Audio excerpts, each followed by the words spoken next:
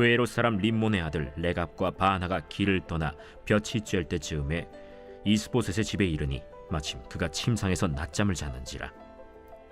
레갑과 그의 형제 바하나가 밀을 가지러 온 채하고 집 가운데로 들어가서 그의 배를 찌르고 도망하였더라.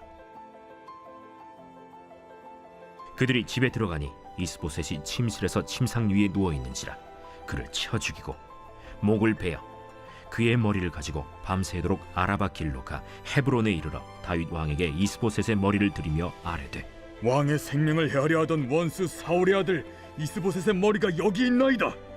여호와께서 오늘 우리 주 대신 왕의 원수를 사울과 그의 자손에게 갚으셨나이다.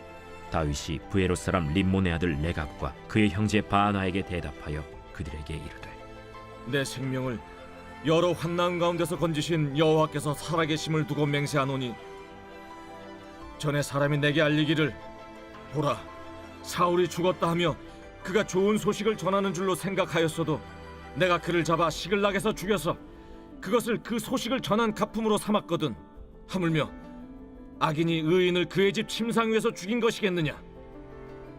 그런즉 내가 악인의 피 흘린 죄를 너희에게 갚아서 너희를 이 땅에서 없이 하지 아니하겠느냐 하고 청년들에게 명령하매 곧 그들을 죽이고 수족을 베어 헤브론 못가에 매달고 이스보셋의 머리를 가져다가 헤브론에서 아브넬의 무덤에 매장하였더라. 샬롬, 반갑습니다. 오늘도 큐티로 여는 기막힌 하루입니다. 오늘 나눌 말씀은 사무엘하 4장 5절에서 12절 말씀으로 피 흘린 죄를 갚아서라는 제목의 말씀을 나누도록 하겠습니다. 사람들은 목적만 이루면 과정은 괜찮다라는 생각을 할 때가 많습니다. 하지만 하나님은 결과만이 아니라 그 과정까지 보시는 분입니다. 오늘 말씀은 레갑과 바하나가 이스보셋을 죽이고 다윗에게 와서 공로를 인정받으려고 했습니다. 그들은 왕의 원수를 제거했으니 칭찬받을 거라 생각했습니다.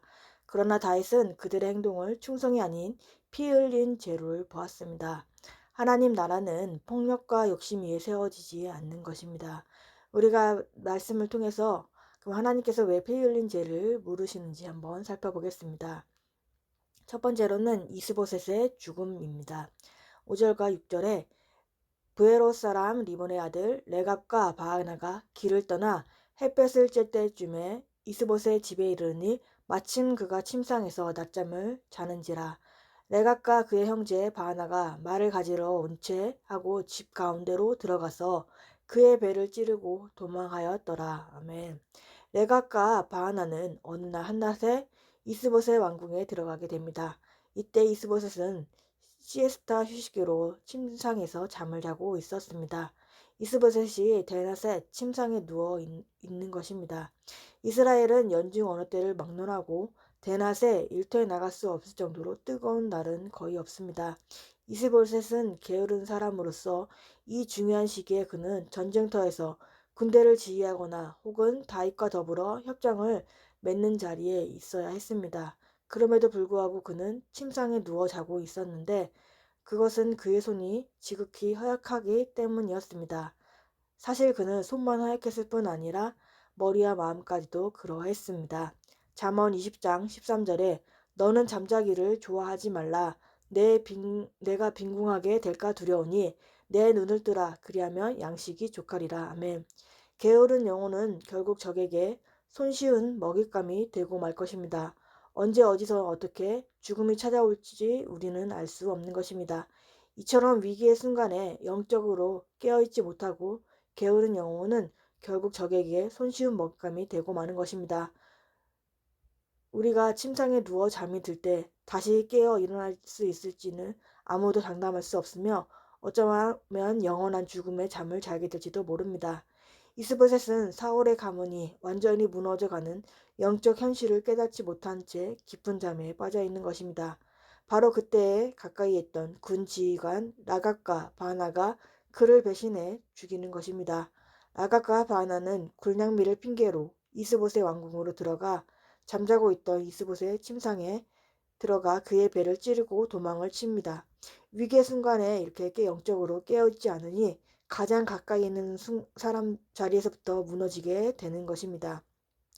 또한 8절에 헤르본에 이르러 다윗 왕에게 이스보셋의 머리를 들이며 아뢰되 왕의 생명을 해하려 하던 원수 사울의 아들 이스보셋의 머리가 여기 있나이다.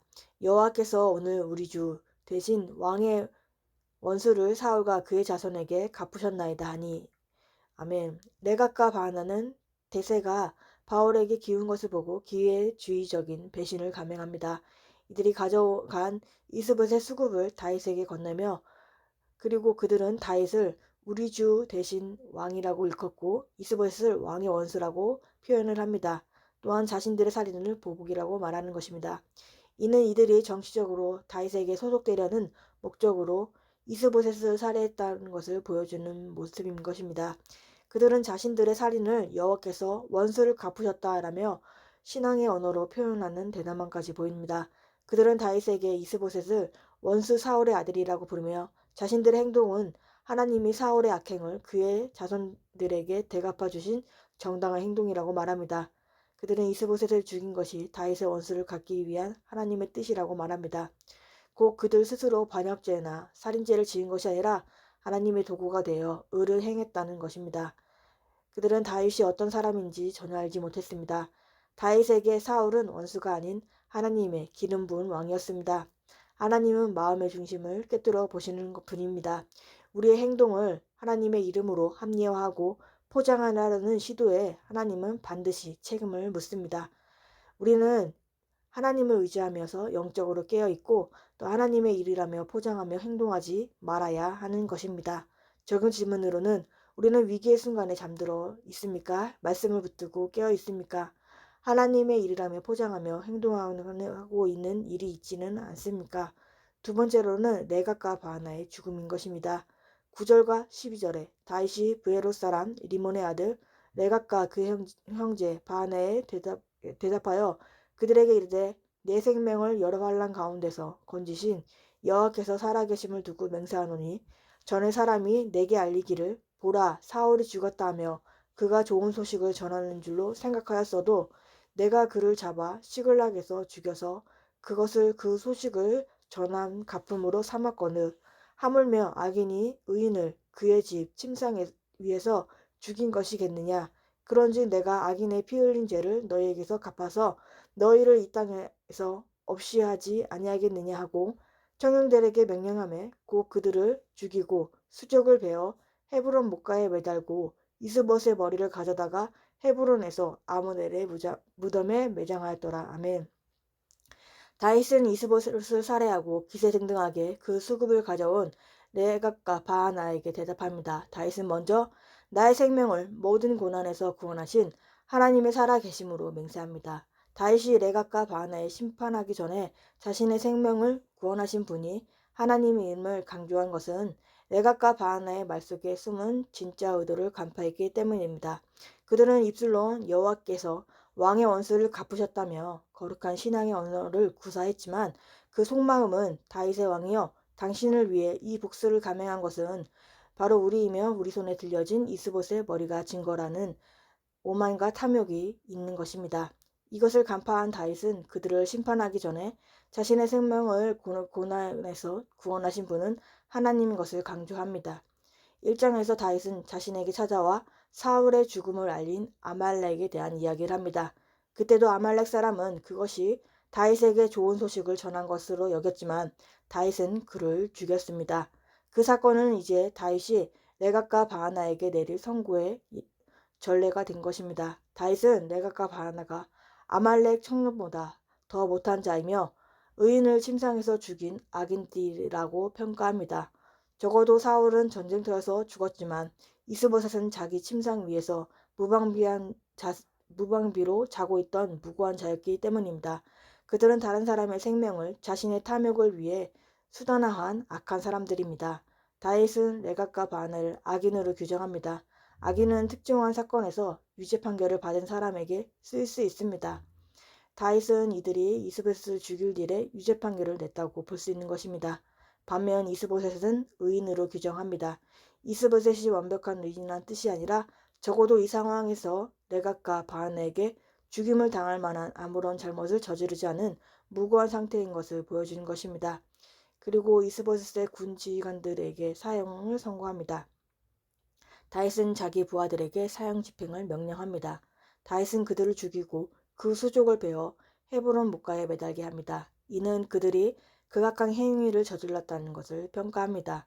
반면 비참하게 베어졌던 이스봇의 머리는 거두어 헤브론에 있는 아브넬의 무덤에 정중하게 매장해 준 것입니다. 다윗은 악인들의 도모에 동참하지 않았습니다. 이와 같이 하나님의 법도를 따라 옳고 그름을 판단하는 자에게는 하나님께서 복을 주시는 것입니다. 성경은 레갑과 바하나와 같은 사람에게는 반드시 심판이 있음을 보여줍니다. 창세기 9장 6절에 다른 사람의 피를 흘리면 그 사람의 피도 흘릴 것이니 이는 하나님이 자기 형상대로 사람을 지으셨음이니라. 아멘. 하나님은 무고한 자의 피를 흘린 죄를 결코 간과하지 않으시고 반드시 심판을 하십니다. 세상 사람들은 타인을 우리의 도구로 삼지만 진정한 그리스도인들은 예수님의 가르침대로 이웃을 내 몸과 같이 사랑하며 친구를 위해 목숨을 버리는 삶을 살아가는 것입니다. 하나님의 나라는 오직 하나님의 방법으로 세워지게 됩니다. 인간의 칼과 창을 후디르며 깨를 부리는 자는 결국 그 창과 칼로 망하게 되는 것입니다. 우리는 언제나 우리의 생각과 세상의 유익이 아니라 하나님의 공의로우신 방식으로 끝까지 따라가야 하는 사람들인 것입니다. 적은 질문으로는 우리는 하나님의 일하심을 기다리는 편입니까? 우리의 힘과 능력으로 해결하고 있지는 않습니까? 우리의 방식대로 또한 앞서가고 있지는 않습니까? 5월 21일 보수상자입니다. 비굴하게 사람의 종노릇을 하며 무섭고 두려운 것밖에 없지만 예수님을 만나면 예수 그리스도의 종노릇이 너무 감사해서 사람의 종노릇이 아무것도 아닌 게 됩니다. 그래서 사람의 종노릇도 해봐야 합니다. 언제나 굴림만 하던 사람은 예수 믿고도 굴림만 하려 합니다. 아멘. 기도하겠습니다. 하나님 아버지 감사합니다. 오늘도 말씀을 허락해 주심에 감사합니다. 하나님 아버지 지금 우리는 영적으로 잠들어 있지는 않은지 보기 원합니다. 위기의 순간에 잠들지 않고 말씀을 붙들고 깨어있는 우리가 되게 하옵소서. 또한 주님을 의지하며 영적으로 깨어있게 하시고 하나님의 이름으로 포장하며 합리화하여 행동한 것이 있다면 회개하게 하여 주옵소서. 하나님의 일하심을 신뢰하며 기다리는 우리가 되게 하시고 우리의 방식대로 앞서가서 행하지 않게 하여 주옵소서. 하나님의 방식을 따라가는 우리들이 되길 원합니다. 다음 세대에게도 하나님 말씀이 임하게 하시고 말씀대로 믿고 살고 누리는 삶을 살아가게 하여 주옵소서. 와락 가운데 정말 영혼을 살리는 구원의 통로로 사용하게 하여 주옵소서. 오늘도 말씀으로 살아가게 하시고 주님의 은혜를 부어 주옵소서. 예수 그리스도의 이름으로 기도합니다. 아멘.